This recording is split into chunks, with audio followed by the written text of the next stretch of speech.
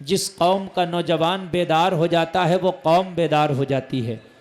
जिस कौम का नौजवान बीमार हो जाता है वो कौम बीमार हो जाती है। लोगों, हमें नौजवानों को सुधारने की ज़रूरत है। जिस दिन मेरा नौजवान सुधर गया, खुदा की कसम हमारी पूरी कौम सुधर जाएगी। समझ रहे आप? ज़रूरत है। अल्लाह ताला हमें हिदायत नसीब फरमाए। एक बार कलमा शरीफ पढ़ें, ला इलाहा इल्लल्लाह मुहम्मदुर रसूलुल्लाह। अल्लाह फरमाता है जानने वाले और बिना जानने वाले बराबर नहीं हो सकते। इल्म वाले और बग़ैर इल्म वाले बराबर नहीं हो सकते। अब मेरी तकरीर शुरू हो रही है तो हजरात, इल्म वाले और बग़ैर इल्म वाले बराबर नहीं हो सकते। सुनिए, अल्लाह कह रहा, किसी मौलवी का कौल नहीं, मेरा कौल नहीं, किसी मुफ्ती का कौल नहीं, ये परवरदिगार का कौल है। अल्लाह फरमाता पढ़े लिखे और बग़ैर पढ़े लिखे बराबर नहीं हो सकते।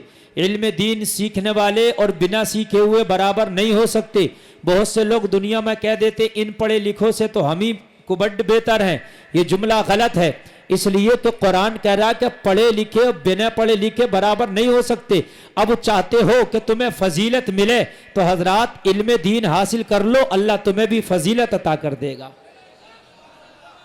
इल्म दीन हासिल कर लो, अल्लाह तुम्हें भी बुलंदियां अता कर देगा।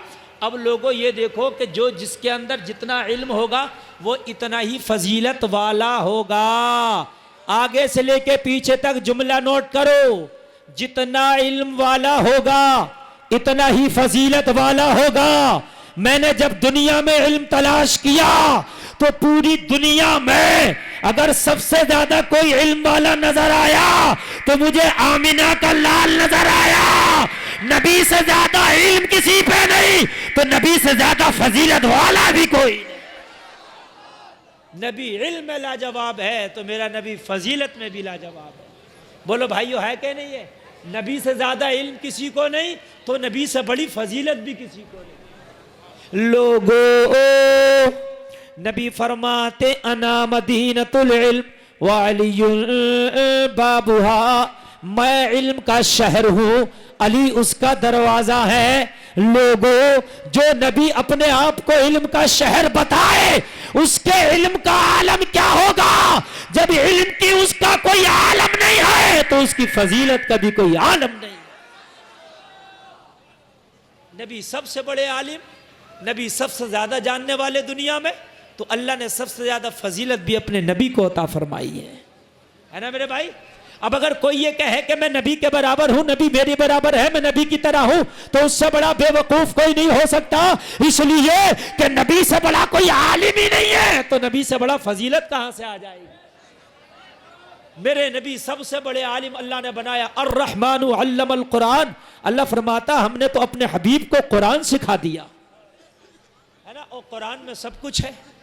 सुनो मेरे भाई, बारिश का मौसम तो देखो शुरू से ही दिख रहा था कि खतरनाक है। मैं क्या करूं, मैं तो बड़े मूड में आज तकरीर करने आया था, मगर क्या करूं कि मामला जो है वो ये हो गया कि बारिश आ रही है, थोड़ी देर रुकिए आप, और मैं जो सुनाना चाहता हूं हो सके कि रब का करम हो बारिश रुके तो मैं आपको सुनाऊं। तकरीर शुरू हुई कि बारिश शुरू हो गई। हजरात आप थोड़ा डिस्टर्ब ना करें और थोड़ी देर तशरीफ़ रखें और सुने। मेरे नबी के बराबर किसी को इल्म नहीं तो मेरे नबी के बराबर किसी की फजीलत भी नहीं हो सकती, और होगी भी कैसे? लोगों, हमारे घरों में बच्चे पैदा होते हैं, रोते हुए पैदा होते हैं। आमिना का बेटा दुनिया में आया तो मुस्कुराता हुआ आया। बात है कि नहीं? मुस्कुराता हुआ आया। लोगों, नबी के बराबर फजीलत हो ही नहीं सकती।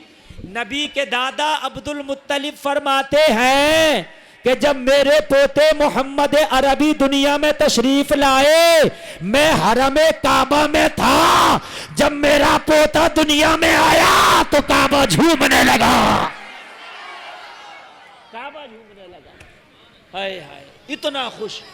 तुम्हारे घर में बेटा पैदा हो, दादी खुश होती है, दादा खुश होता है, नाना खुश होता है, नानी खुश होती है, चाचा खुश होता है, ताता खुश होता है, लोगों फुप्पो खुश होती है, खाला खुश होती है, बहन खुश होती है, मगर आमिना का लाल आया तो काबा खुश हो रहा है। नबी और हम बराबर नहीं हो सकते। सुभान अल्लाह, बोलो यार सुभान अल्लाह। क्या करें हजरत, बारिश तो बड़ी तेज हो गई यार, ये है। हाँ, तो या तो ले लो मस्जिद में, चूंकि ये बारिश इन लोगों को भी नुकसान देगी। ये बेचारे मोहब्बत में बैठे तो हैं, ये सब बड़ा अच्छा सुनने हैं और ये सब सुनने के लिए आए थे, लेकिन अब किया क्या जाए। नहीं, आपकी मोहब्बतों का शुक्रिया, आप सुन रहे हो, लेकिन मालूम है आपको, ये मैं भीग गया था हैदराबाद में तकरीर करते हुए, 20 दिन हो गया, मेरा गला ऐसा पकड़ा है कि अभी तक मुकम्मल तौर से खुल नहीं पा रहा है। ये बारिश इस वक्त की बड़ा नुकसान देती है। मैं बड़े दिल से बोलने के लिए आज आपकी खिदमत के लिए आया था। हजरात ज़रा तवज्जो कह रहे हैं, अच्छा थोड़ी देर सुने ज़रा मोहब्बत के साथ में।